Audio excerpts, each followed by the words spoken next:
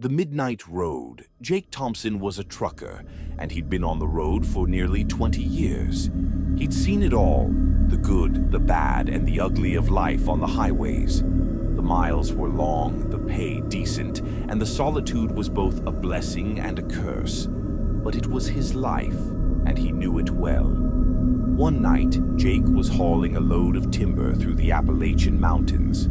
The road was winding, and the night was pitch black, save for the occasional flicker of his headlights reflecting off the trees that lined the road like silent sentinels. It was well past midnight, and there wasn't another soul in sight. Jake's truck, a massive 18-wheeler he called Old Betsy, rumbled along steadily. The hum of the engine was like a lullaby to him, comforting and familiar. But as he reached a particularly desolate stretch of road, something felt off. The hair on the back of his neck prickled, and a chill ran down his spine. He couldn't explain it, but he felt like he wasn't alone. He shook his head, trying to dismiss the feeling. "You're just tired, Jake," he muttered to himself. "Too many hours on the road, that's all." But the feeling wouldn't go away. It grew stronger with each passing mile, a sense of unease that gnawed at his gut.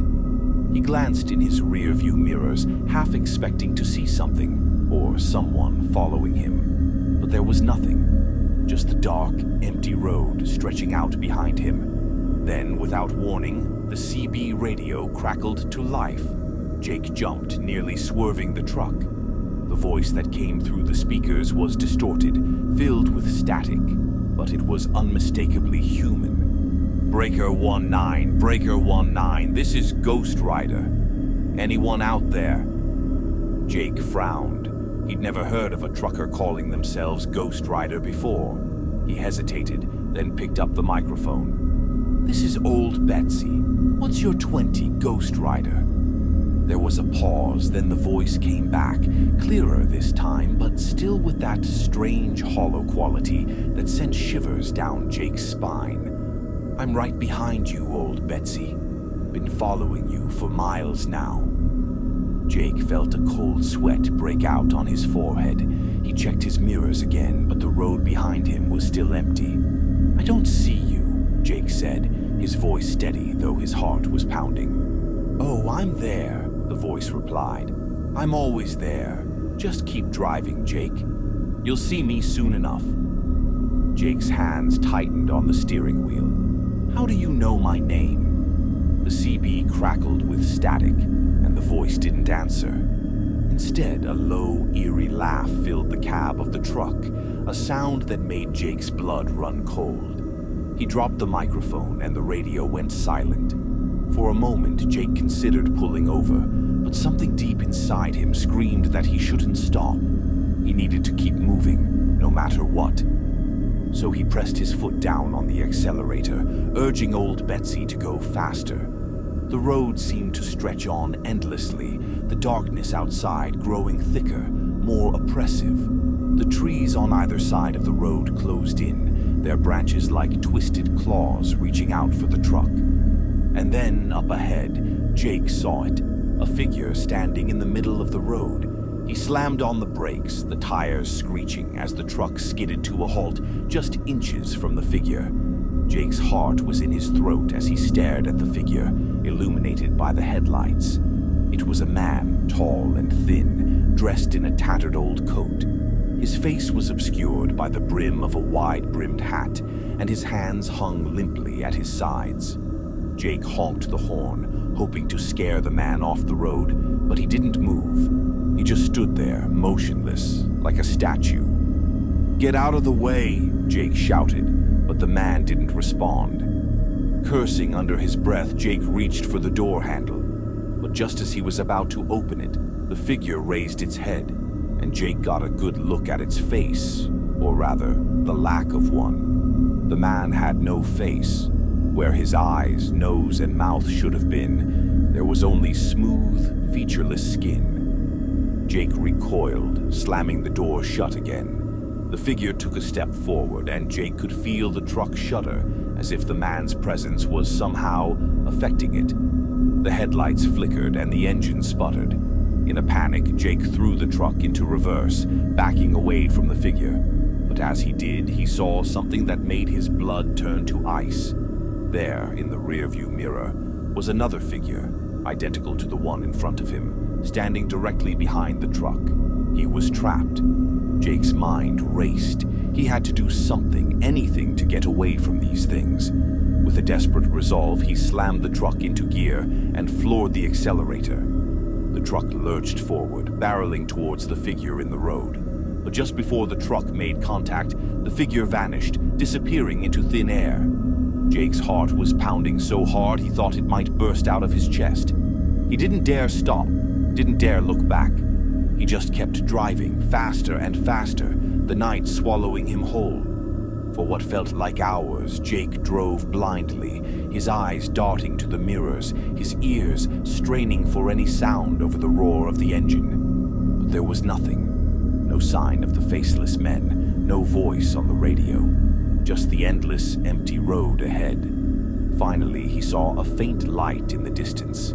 A gas station, a small oasis of light in the sea of darkness. He pulled in, his hands trembling as he turned off the engine. The silence that followed was deafening. Jake stumbled out of the truck, his legs weak beneath him. The gas station was old, run down, but it was a welcome sight. He hurried inside, the bell above the door jingling as he entered.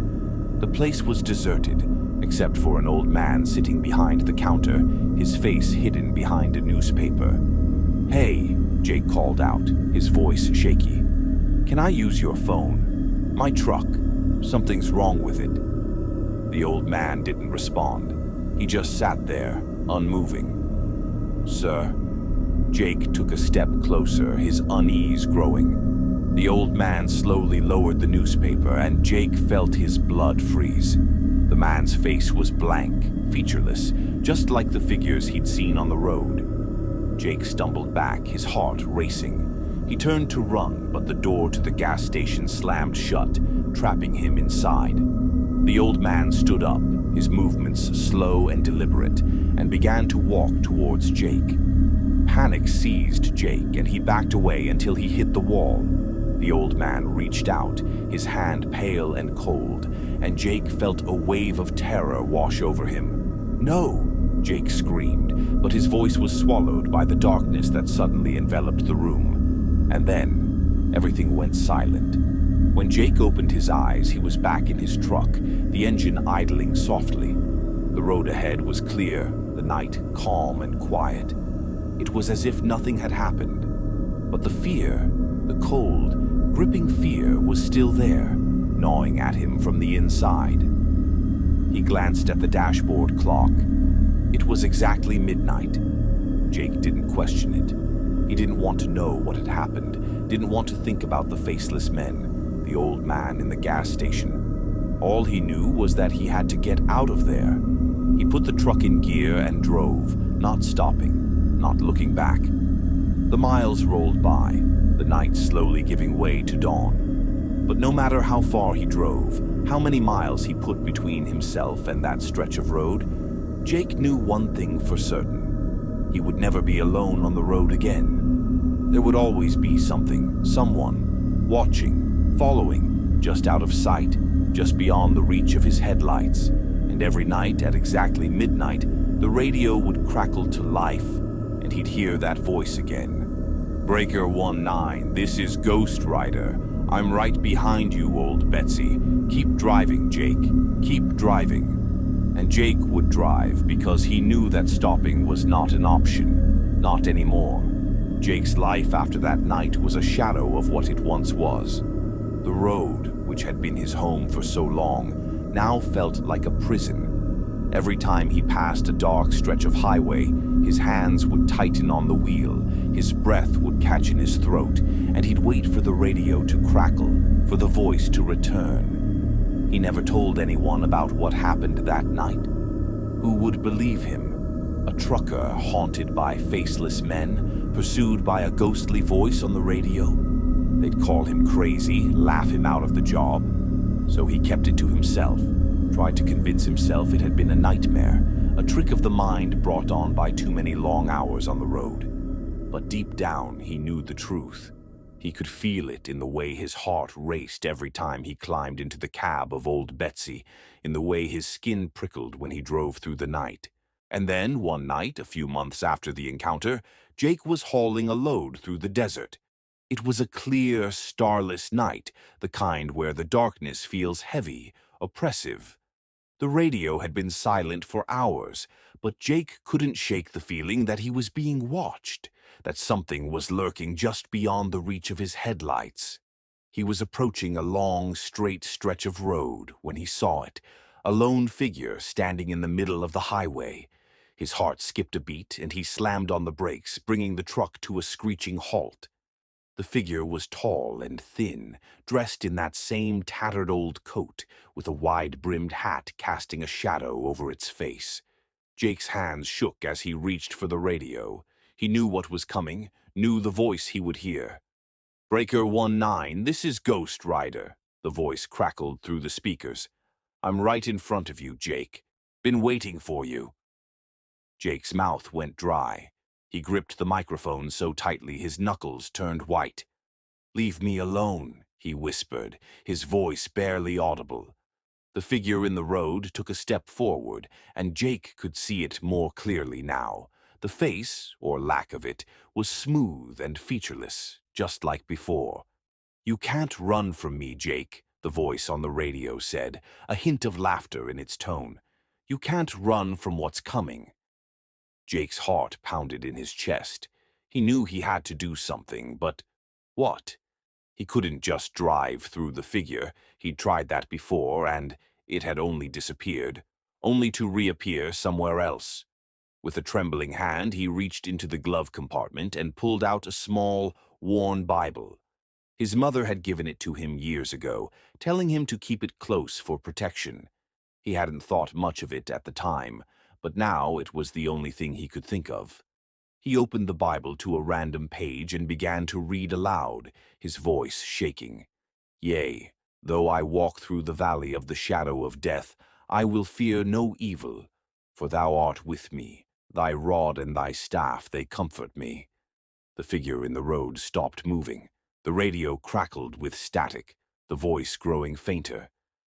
"Jake," it whispered, almost pleading now.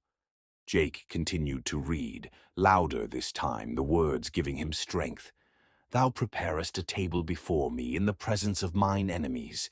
Thou anointest my head with oil, my cup runneth over." The figure began to fade, the edges of its form dissolving into the darkness.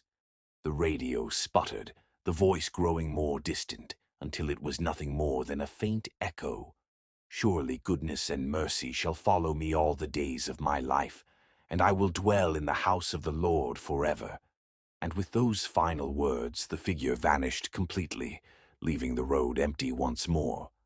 The radio fell silent, and for the first time in months, Jake felt a sense of peace wash over him. He sat there for a long moment, his hands still trembling, the Bible clutched tightly in his lap. Finally, he let out a deep breath and put the truck back in gear. As he drove away, the night seemed a little less dark, the road a little less lonely.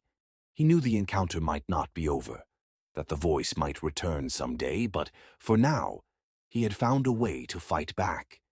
And for the first time in a long while, Jake felt hope. Hope that maybe, just maybe, he could find a way to escape the midnight road. But as the miles rolled on, the weight of the encounter stayed with him, a constant reminder that there are things out there, things beyond our understanding, things that lurk in the shadows, waiting for the right moment to strike. And no matter how far he drove, no matter how fast he went, Jake knew that the road would always hold its secrets. And some secrets were better left buried in the darkness,